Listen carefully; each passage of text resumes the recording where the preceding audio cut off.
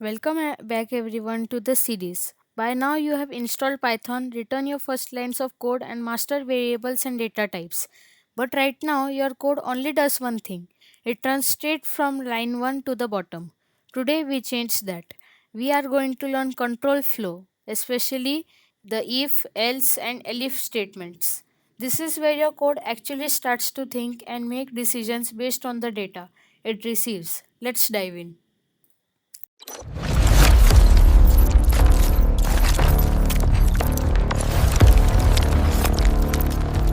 Imagine a video game that doesn't check if your health is zero or a login screen that lets you in without checking your password. Without control flow, code is just a rigid list of instructions. Control flow allows us to say, "Hey Python, if this specific thing happens, do X. But if this other thing happens, do Y instead." It breathes life and logic into your programs. Think of your code walking down a forest path. Eventually, it reaches a fork in the road. In Python, this fork is called a condition. A condition is simply a question that Python evaluates and the answer can ever be true or false. If the answer is true, Python takes one path and runs a specific block of code. If it's false, it ignores that path entirely. So, how do we ask Python these true and false questions? We use comparisons. To ask a question, we use comparison operators. First, equality. We use double equals to ask, are these two things exactly the same? Remember, a single equals sign is for assigning variables, double is for comparing. We use not equals to for not equal. Next, greater or less than using the symbols, which are incredibly useful for comparing numbers like checking a player's score. Finally, inclusive operators. Let us check if a value is greater, less than, or equal to another. These operators are the building blocks of our logical forks in the road. Now let's build our first fork, the if statement. Look at the code on the screen. We type the keyword if, followed by a condition light color is double equals to green, and we end the line with a colon. Now, here is the most crucial part of Python: indentation. Notice how the print go line is pushed in by four spaces. That indentation tells Python this print statement belongs inside the if block. Only run it if the light is green. If the light is red, Python just skips that indented block entirely. But what happens is if a light isn't green? We need a backup plan. Enter the else statement. Else is the catch all.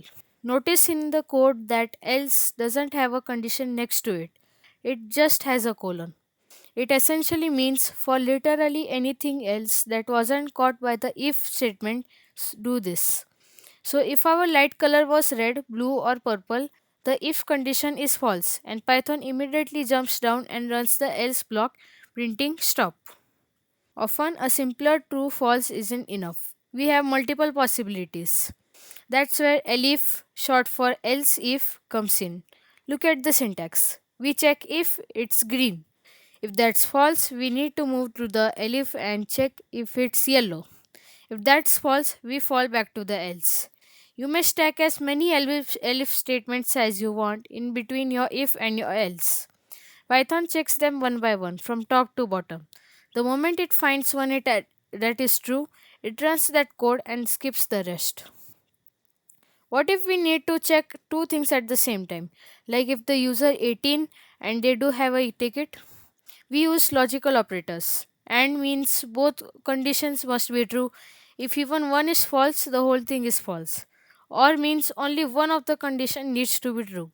Not is like a flip switch. It reverses your boolean. So not true becomes false. These keywords allow you to build complex real world logic into a single line of code. Let's quickly summarize the syntax. If kicks off the decision, you always need one and it always needs a condition. Elif gives you additional specific choices. It also needs a condition.